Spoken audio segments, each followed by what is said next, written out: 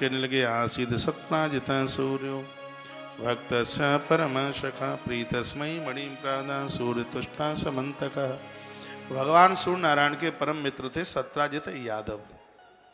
ये श्री द्वारका जी के थे सत्राजित यादव, और यह मित्र थे सूर्य भगवान के। सूर्य भगवान को इन्होंने प्रसन्न किया, उन्होंने खुश होकर के इनको मणि दे दी, ऐसी मणि जो 8 बार सोना रोज देती है।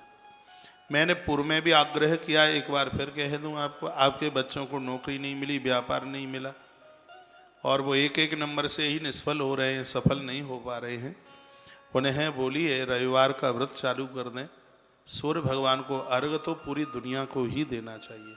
सूर्य नारायण साधारण नहीं है, हनुमान जी के भी गुरु हैं। पुण्य सदकर्म करने का पूरा फल प्राप्त नहीं होता यदि सूर्य को अर्घ न दिया जाए। सूर्य भगवान को तो नित्य अर्घ देना चाहिए, रोजाना अर्घ देना चाहिए, और सूर्य भगवान प्रसन्न होकर के तो सब कुछ दे देंगे।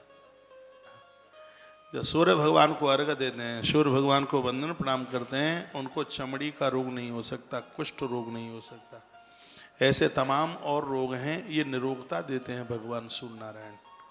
तो सूर्य भगवान को स्त्री पुरुषा रोज अर्घ दें। अर्घ देने की एक विधि है, लोटा गंगा जल डालें, उसमें जल डालें, सफ़ेद तिल डालें, लाल फूल डालें और दूर्वा डालें, उसमें थोड़े चावल डालें, दूध डालें। दूध को सीधे तांबे के पात्र में रख दोगे, तत्काल पॉइजन जहर बन जाएगा। तांबे के पात्र में 3 दिन रखा हुआ कच्चा दूध, 3 दिन रखा हुआ, यदि किसी व्यक्ति ने पी लिया तो या तो मर जाएगा, मर नहीं जाएगा तो बेहोश जरूर हो जाएगा, वो ऐसा हो। लेकिन वही ताम्र पात्र में दूध इतनी सामग्री के साथ पूजा के लिए आप उसको लेते हैं, वो अमृत में हो जाता है। यही तो भगवान की लीला है। उसमें तिल है, तिल के साथ वो दूध मिल गया है तो जो विष बन रहा है उसके विष की जो गुणवत्ता है वो समाप्त हो जाती है। उसमें जो श्वेत तिल डाला है, उसमें जो दूर्वा डाली है, दूर्वा के द्वारा जो ताम्र पात्र के साथ दूध का मिलने पर जो विषैलापन है वो समाप्त हो जाता है। इसलिए जो इतनी सी चीजें आप ताम्र पात्र में डाल लेते हैं, फिर अर्घ दीजिए, वो अर्घ अमृत में हो जाता है। बात आ रही है समझ में? अब आप सुन रहे हैं कि नहीं सुन रहे, बातें आपको बताएगा कोई नहीं, चाहे जहां चले जाना। किसी की अटकी क्या पड़ी है सो बताएगा, अब मेरी अटकी पड़ी है इसलिए बता रहा हूं।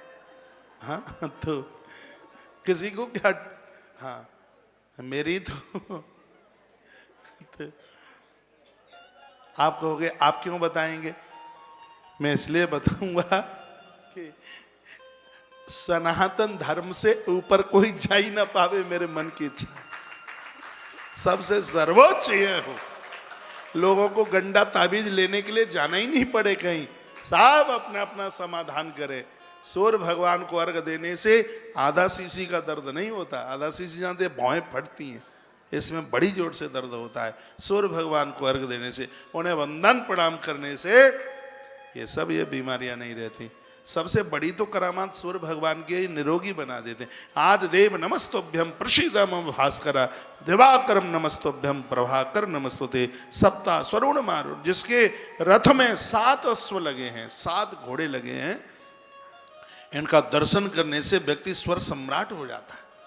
सूर्य भगवान बड़े अद्भुत हैं और हनुमान जी के गुरु जी हैं, और माता अंजनी इनकी परम भक्तानी हैं। ऐसे भगवान सूर्य देवता को रोज अर्घ दीजिए। मैंने पूर्व में बोला है अपनी बहन और माताओं को, लोटे में ये सब सामग्री रखकर बच्चों के हाथ में पकड़ा दो, और पति देता नहीं है तो जबरदस्ती से उसका पजामा पकड़ के दे अर्घ सूर्य को। उसके बाद में जाना कहीं जहां जाना, जबरदस्ती से दिलवा। 4-6 दिन जबरदस्ती से देगा, उसको इतना सकून मिलेगा कि सूर्य भगवान को अर्घ दिए मानेगा ही नहीं। उनसे जबरदस्ती से कराओ। शुरू में हम भी वृंदावन में थे, ये पढ़ रहे थे सब संस्कृत वगैरह। पहले मटर गश्ती करते थे, टोंटे में पढ़ते थे डंडा, और फिर तो वो सब ऐसे अभ्यास बन गए कि अब उनके बिना रह नहीं पाते। तो जरूर कीजिए। एक मणि दे दी सूर्य भगवान ने जो सोना देती है। और सोना आपको चाहिए कि नहीं? चाहिए कि नहीं? हाँ, तो सूर्य भगवान को अर्घ दो, सोना आ जाएगा। ये कहाँ से आएगा ये वो जाने, लेकिन कहीं न कहीं से माध्यम बन के आएगा। स्वर्ण घर में शुभ है, बेईमानी का ना हो तो। बेईमानी के स्वर्ण में कलयुग रहता है, चोरी के सोने में कलयुग रहता है।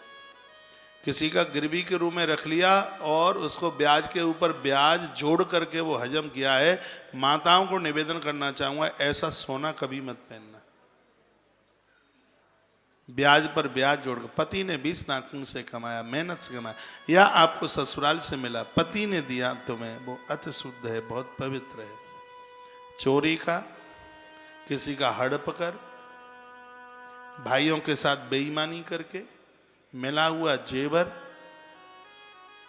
ये क्या है? ये हिंसा का, ये क्या है? ये परीक्षित के माथे पर रखा हुआ सोने का मुकुट, कलयुग वहीं से पैदा होता है।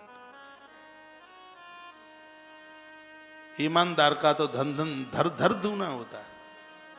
थोड़ी देर के लिए खुशी होती है, अरे सासू माँ मरी, कितना प्रेम था, अपने और बच्चों को नहीं दिया, वो तो सब पोटला हमें ही दे गई। ये दे गई है, लेकिन दूसरी तीसरी पीढ़ी को बर्बाद कर देगी ये पोटली। आपने 20 नाखूनों से, मैं तो कहूँगा जेवर तो मेहनत के पैसे से, जिनके पति अधिकारी कर्मचारी हैं, रिश्वत में मिला हो, उससे अपने गहने मत बनवाना कभी भी, रिश्वत के पैसा से।